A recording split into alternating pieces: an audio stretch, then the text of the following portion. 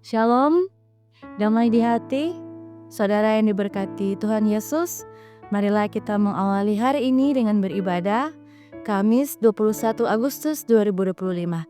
Saya percaya ada sukacita untuk menikmati hari berkat Tuhan. Mari kita berdoa.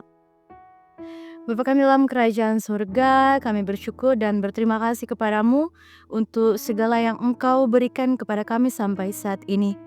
Kami masih boleh bernafas dan menikmati berkat-Mu saat ini. Itu semua karena ada kemurahan-Mu dan kebaikan-Mu dalam kehidupan kami. Ya Tuhan Allah, kami rindu lagi untuk mendengarkan dan merenungkan firman-Mu. Untuk itu kami berdoa kepadamu, berkatilah kami yang saat ini akan membaca dan merenungkan firman Tuhan. Biarlah firman-Mu boleh menjadi pelita dalam kami menapaki hari-hari kehidupan ini. Boleh menyadarkan kami untuk bisa terus melakukan apa yang menjadi kehendak-Mu dan menjauhi yang jahat, agar kemuliaan-Mu terus terpancar lewat kehidupan kami ini. Bapa dalam sorga, ini doa kami siap untuk mendengarkannya. Amin. Mari kita buka Alkitab kita dalam Yohanes 8 ayat 34. Kata Yesus kepada mereka, "Aku berkata kepadamu, sesungguhnya setiap orang yang berbuat dosa adalah hamba dosa."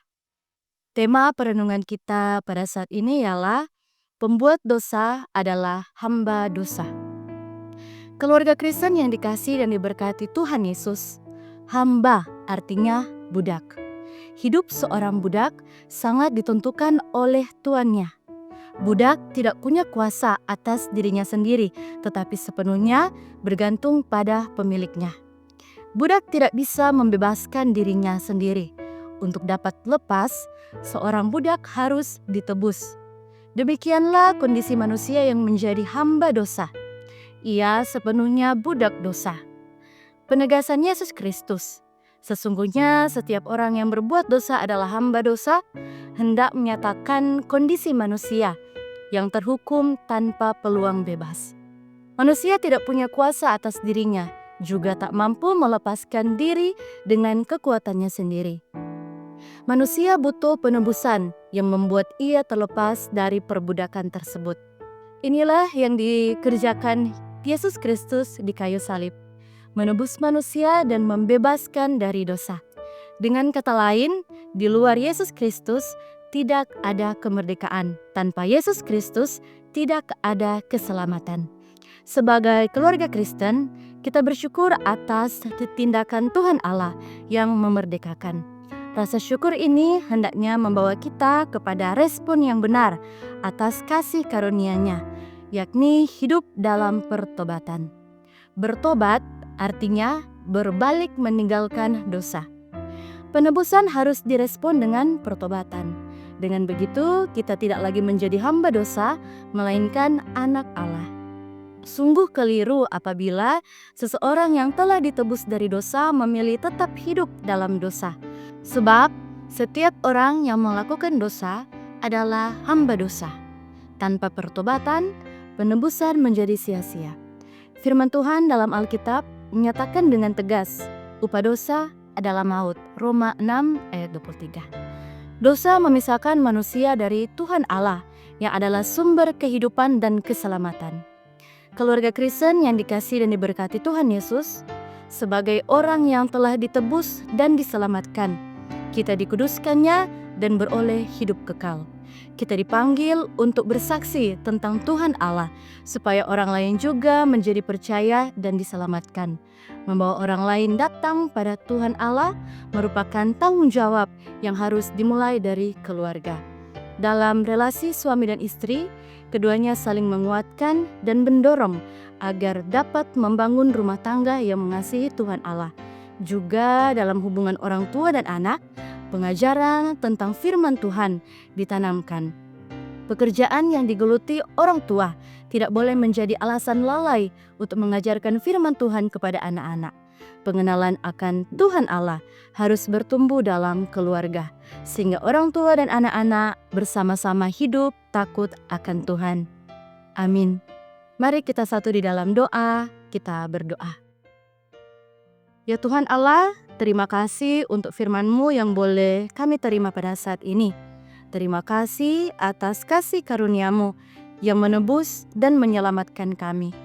Tuhan, mampukanlah kami untuk bisa hidup dalam pertobatan, sehingga kami sebagai anak-anak-Mu dapat membangun kehidupan keluarga yang takut akan Engkau. Dan ajarkanlah kami terus ya Tuhan untuk melakukan apa yang menjadi kehendak-Mu.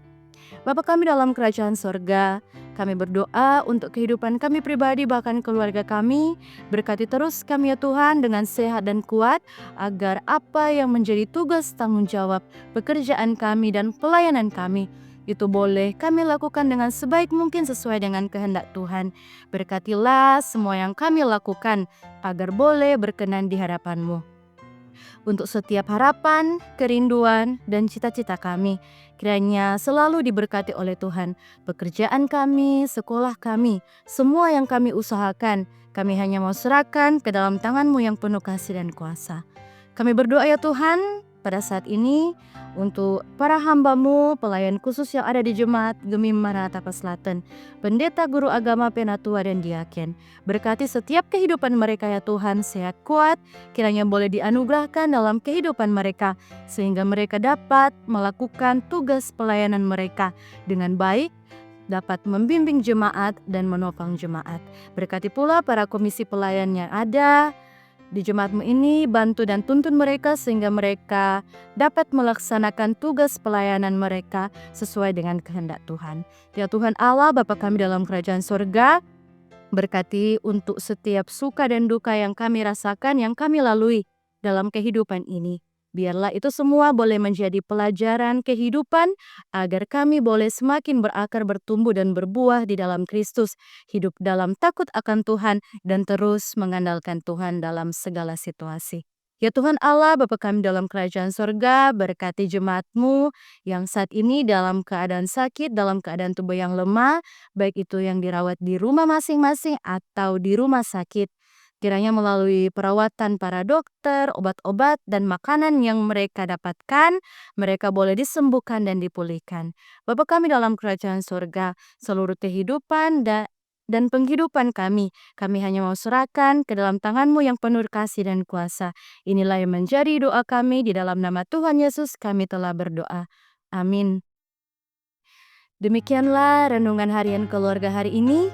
Jangan lupa untuk like, share, dan ikuti terus channel YouTube Jemaat Gemim Maranatha Selatan. Selamat beraktivitas, kiranya Tuhan Yesus memberkati kita sekalian. Shalom, damai di hati.